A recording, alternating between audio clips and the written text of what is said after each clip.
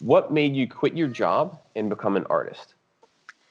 Well, I think the main reason was kind of a growing sense of unhappiness in my life, that I was feeling successful in a conventional sense, that I was making good money, I, had a good apartment, I had all of these sort of like conventional things. But there was a feeling that, I didn't have the sense that my job really was meaningful to me. And it really, it ran a little bit counter to, what I felt was a meaningful offering to the world. And so, as this grew and grew, for a while, I really tried to kind of repress this and kind of push myself forward and do the things that I enjoyed in my off time. But I think the ultimate realization was like, the job aspect of our life is the majority of our waking hours for most of the week. So for me, it was like, how really can I live my best life? And I slowly started to realize that, this wasn't the path for me, and I wanted to do something that I was passionate about and that I thought would have, a powerfully positive impact on the world. Hmm, right. And what industry did you work in before becoming an artist? So I actually worked in finance. I have a background in law, so I kind of transitioned into finance and was sort of like thrust upon me unexpectedly through a job agency that I ended up staying for about 5 years. Great. Wonderful. Wonderful. So, what do you think the risks and benefits are of becoming an artist? Well, I think for me, moving into becoming like a full-time artist and particularly an independent artist really have to do with um, the the kind of the power, but the danger of that power, because it's kind of like a balance between responsibility and ultimate freedom. Because when you wake up every morning, you are the only person who is telling you what you're going to do that day. You're the only person making that determination. So in a way, that power is incredibly frightening, because you could just sleep in until noon. You could just hang out all day, and at the end of the day, then you're like, well, how am I going to pay my bills? So I think it's really beautiful to be able to shape what you know impact you have on yourself and the people around you. But that also is a very potent burden. So I think finding that balance and taking that very empowered step forward is also a challenging one for many people. Right. Absolutely. So, how did you first get started? So for me, starting out as an artist, of course, is an act that is very deeply connected to the intuitive. And the reason that I started to create was actually because of the events that were happening for me in my life and kind of my internal state of being. I had always been creative, but just sort of like doing some sketches every once in a while. But when I was in my 20s, I really was struggling with a lot of things. I was very deeply depressed.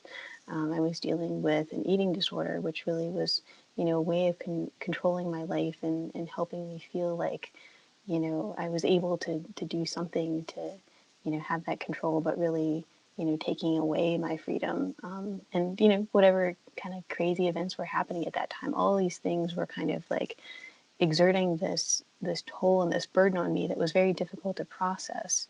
And so taking sort of the initiative, or even just feeling unconsciously called to express what was happening for me in a visual form, because I think I was also a writer, but I felt that words couldn't really express the depth of my feelings and my thoughts. Doing this work through creating was really, really so healing for me, in terms of just like letting me process what was happening. So art sort of emerged as a response to what was happening in my life. But after some time, after beginning to share my work and developing a style, I really started to get some attention. And I never considered myself a professional artist, but there was this enthusiasm and support from the people around me.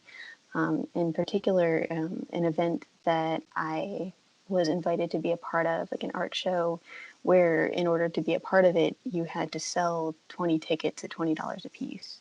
And I never thought that I would sell all of the tickets. But I, reached out via social media and, the tickets were sold out so quickly. So it was like, okay, well, something's happening here. So, while I was still working in finance, I, started to sell my work and started to put my work out there. Um, and that's how it started to grow. And, things just sort of became like a ball rolling downhill and gaining momentum. It was really incredible to watch that unfold. Great. Yeah. So when you first got started, you were still at your previous job. Um, how many hours would you say you dedicated into your art and into your growing brand while you were still working?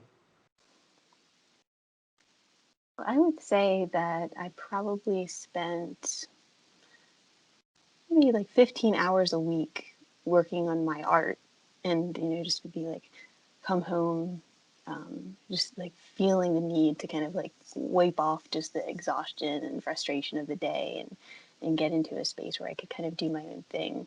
But the rest of it, sort of like building the brand really wasn't like apparent as a strategy yet for the majority of my time when I was working. But I think the need to focus on that more deeply and have that become my primary focus was what started to emerge near the end. And as I moved out of the job, then there was this stark realization that was like, this will be my source of income. What can I do to get myself in a position where I'm being seen and I'm connecting to people?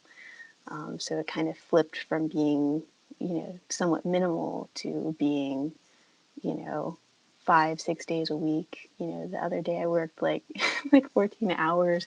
Like I think it's important to regulate the amount of time that you spend on your passion because you need to ensure that you're not getting close to burnout. But there's also this feeling of like if you're really excited, like that is your life, that is your passion, and the time that you're spending doing that is brings you joy, and I think that's beautiful. Hmm. So you said you were uh, doing like 14 hours a day for Yeah, five or that's 6 days a week. Is that no. just Thankfully, that's not typical. That was my high from this week.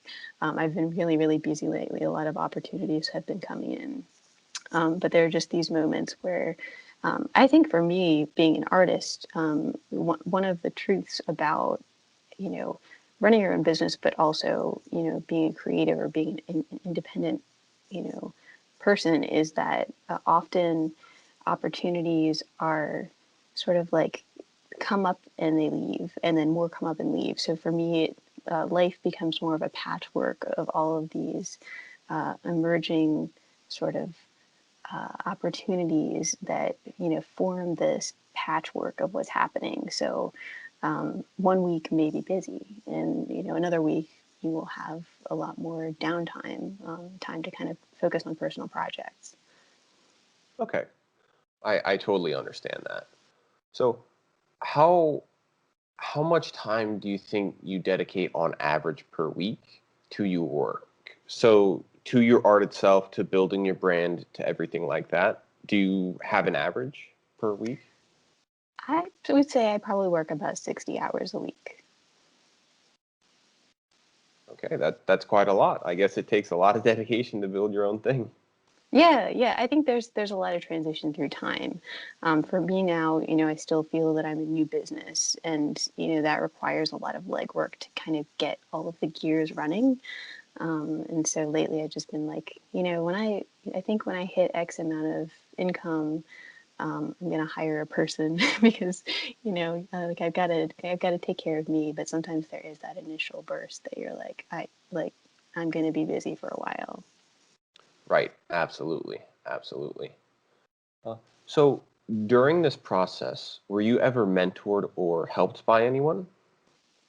So I would say that my most significant source of mentorship actually is my partner, and our two-year anniversary is actually this week. So it's been Oh, wonderful. congratulations. Thank you.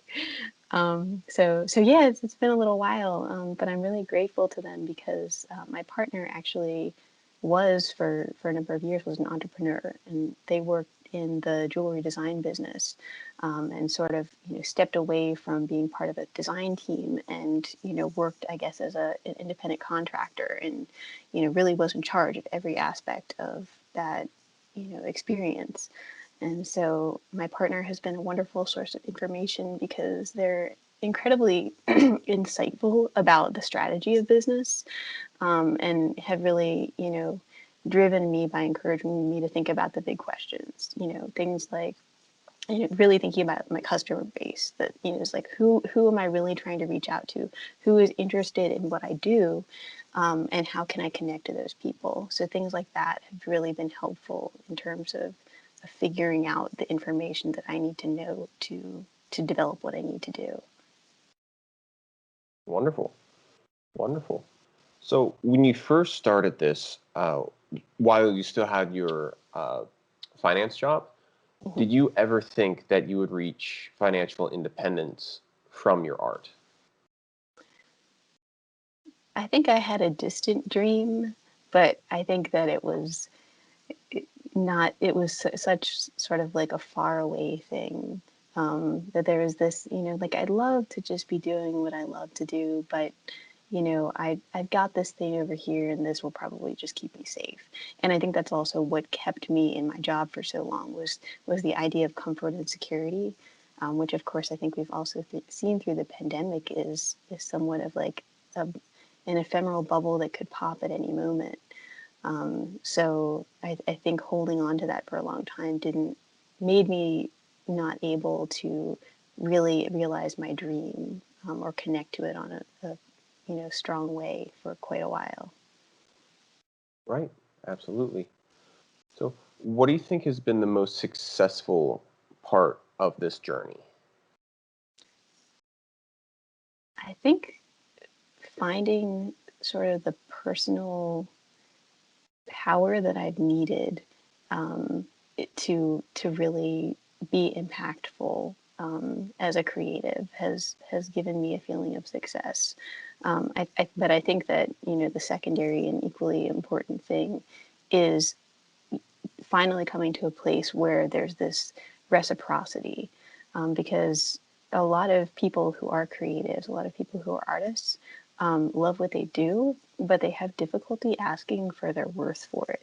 And it's been very difficult for me, starting out to say, I put X amount of hours into this piece, but I'm afraid that people won't pay that much for it, so I'm going to ask for less. Or, just doing all these things where you kind of compromise, but you're not really getting, an equal part of the bargain.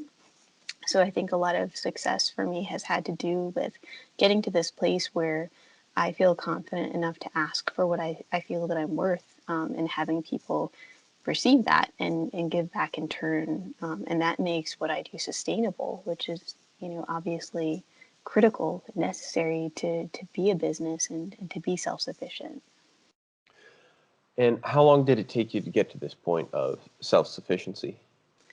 So it's actually taken me about, well, I guess from the inception, I had been probably working on art for 7 years.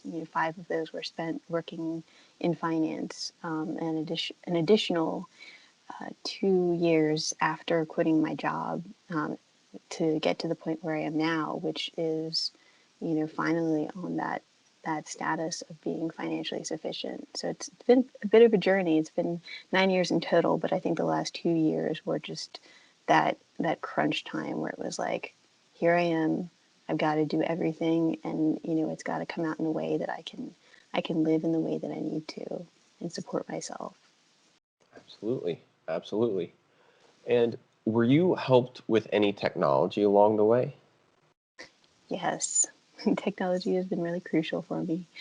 Um, I A lot of things that I do regard, I need a lot of document services. And also, picture related things.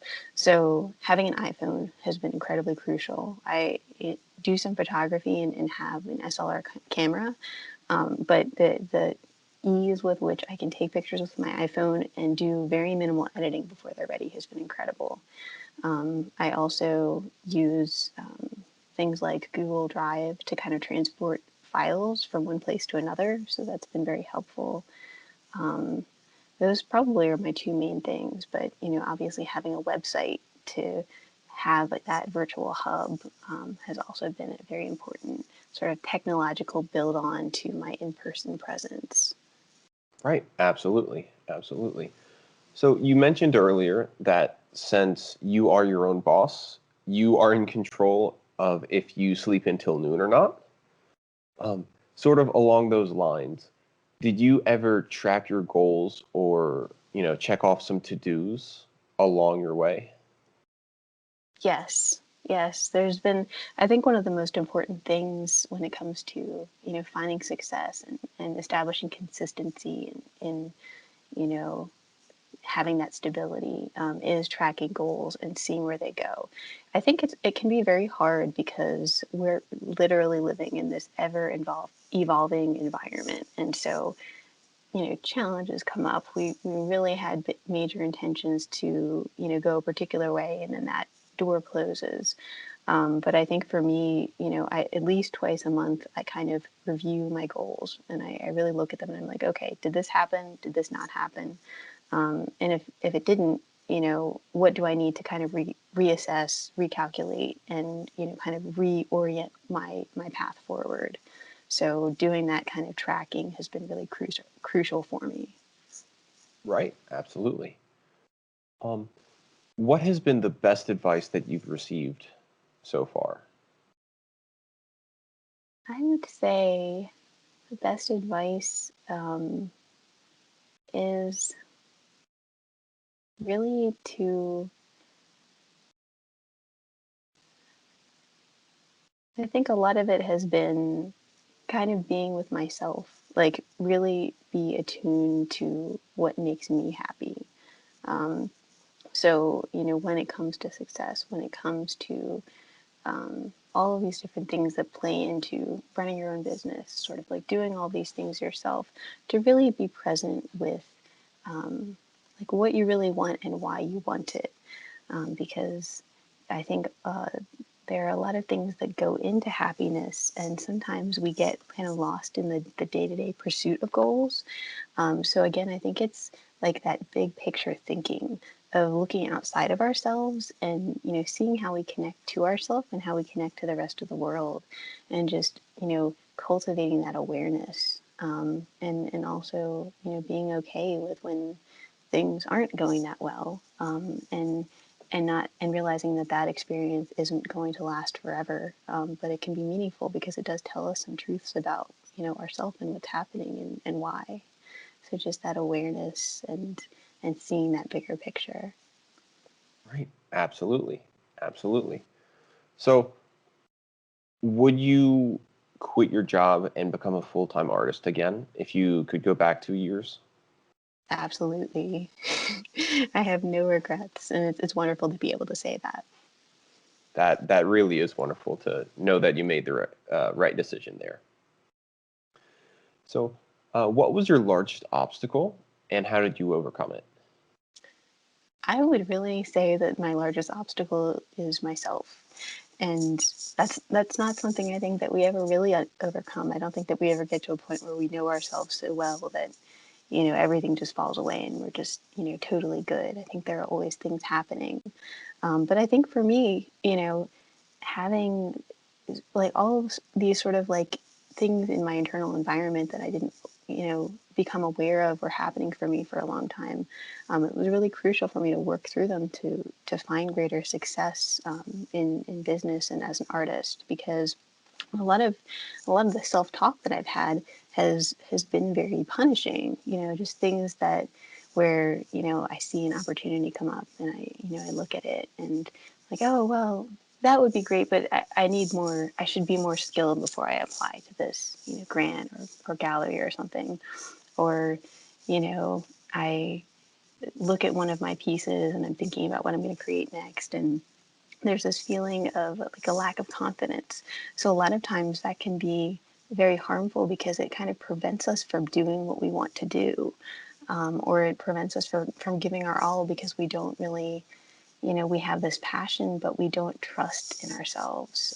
So a lot of my blockage, I think, has been a lack of trust and an unwillingness to see the future as open as it actually is. So that probably would be my answer to that. Right, totally, totally. So now that you have reached financial success, which is probably the goal for many artists, would you ever consider becoming a mentor to others? I would. I actually, this spring have been really feeling called to move toward that path because I think the journey toward being financially self-sustaining as a creative is incredibly difficult. And when I started out, I had no idea what I'm doing. Like there's no roadmap. Every creative's path is different. Everything they do is different. So I have started to build out sort of a consulting side of what I do to kind of help people order that process because I think there are so many variables that it just gets really crazy inside and we're like what do I do first, what do I do next? So I would love to serve as a mentor in the future. Wonderful. Absolutely wonderful. So, while you were growing your brand, did you ever collaborate with others in any way? I do. I actually feel that collaboration is fundamental to success. um, I think that finding how we connect to other people and seeing how that can, illuminate our individual messages even more is such a beautiful and critical thing. So lately, I've been working with other people to kind of like see where what we do intersects.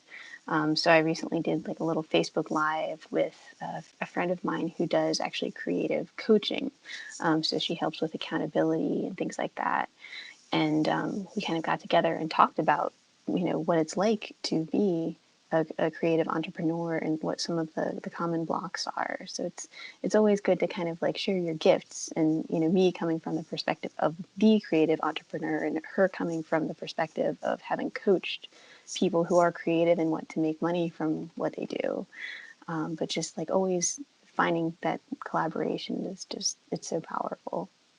Absolutely. Absolutely. So, along your journey, do you ever record your process or keep journals? Yes, I started journaling intensively about a month and a half ago after a long hiatus, and it has really shifted my process. I think that especially this spring as we're talking, the change of weather and energy has been really difficult for a lot of people, and journaling has given me the opportunity to take a moment to myself. Like just taking a moment has been so critical for me recently. Just take that moment and kind of write down how I'm feeling. And sometimes I'm very surprised about, what's been happening for me. And I sort of like, I feel that I have these questions that I write down and then I realize that I have answers. So it feels kind of calming. But I've always, I do photography as well. So I've always documented what's been happening for me through pictures. And I've always written, and ebbs and flows. But I think it's a wonderful way to keep in touch with yourself. Great, great. So, would you say those journals help you keep organized, or are they more of a connecting with yourself? I think I think it's actually both. I think that the more I'm connected to myself and the more I'm aware of some of the needs that I have, so it kind of gets me to that point where I know that I might need to solidify some things that have been circulating around for me. So I think it does actually have the organizational process as well, or the organizational benefit to just kind of get your thoughts collected in a way that's helpful. Right, absolutely. Uh, is Are there any other tools that you use to keep organized? So the one that really helps me the most is actually by having a day planner. One of the things that I was reading recently was talking about to-do lists, and it mentions that it's great. Like I have so many things happening, I need to write stuff down. But the to-do list actually can be kind of anxiety producing because you're just, you're faced with this long list of things and you're just like, all right, well, it's time to start crossing things off. I find that having the planner where I've actually got, space for every half hour of the day, and I can drill down however much I want to, but that allows me to kind of map out my week. And then I can say, okay, well, I have all of these things on my list of, what I want to do. But how can I spread that out and not feel completely overwhelmed? So it helps me strategize and it really helps me keep track of things. So just having that time function is really critical. Absolutely. Absolutely. So, do you have any tips for entrepreneurs or new businesses?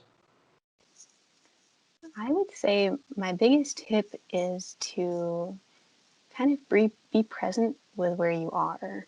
Um, I think there's so much talk about success, and it means something different for everyone. But like I said before, life is always a moving target. So sometimes we have these like big picture goals, and but they're always sort of like a point in the distant future. So for me, as a person who's very goal oriented, like I get this rush of happiness when I reach a goal, but then once the goal meeting is over, then I'm back in a state of like wanting that again. And like, okay, well, I did that, but like now I need to like do something else to feel like I, have had this achievement. So I think my best advice would just be to, the best you can, be present with what's happening for you in the moment, and find a way to appreciate that. I still have many sort of like markers of, what I want to make by year X, or, what I want to be doing by year X. But I think, especially this week, I was thinking about, it's been a really busy month. And I've accomplished a lot of things that I didn't expect to. There's been a lot of progress. And, that doesn't mean that I'm at the end picture where, some of the big dreams have been realized.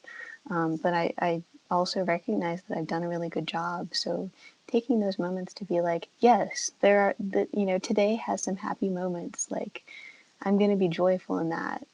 Find the small joys and just keep moving. Yeah, totally, totally. So, you mentioned that everyone seems to have a different definition of success. What advice would you give anyone on how to reach their definition of success? I would say, kind of going along with what I was saying before, to just take it step by step.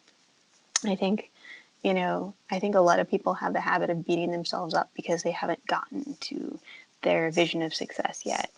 But I think, success is a beautiful concept, but often people don't turn it into a reality, because they're looking into that distance. So I think when we talk about success, it's so important to be flexible, but also to be aware of what our desires really are. To be present with that, and find the right balance between compromising and having that flexibility, but also saying, this is what I want, and I don't want to sacrifice the very root of that desire. So I think again, balance between those is really crucial, and just finding that happy point, whatever it is for you, as you continue moving through time, and through whatever process that is for you. Great, great. That is wonderful. So, that is all of the questions that we have today. Thank you so much for joining us. Wonderful. Thank you so much, Peter. Yep. Have a great day. You too.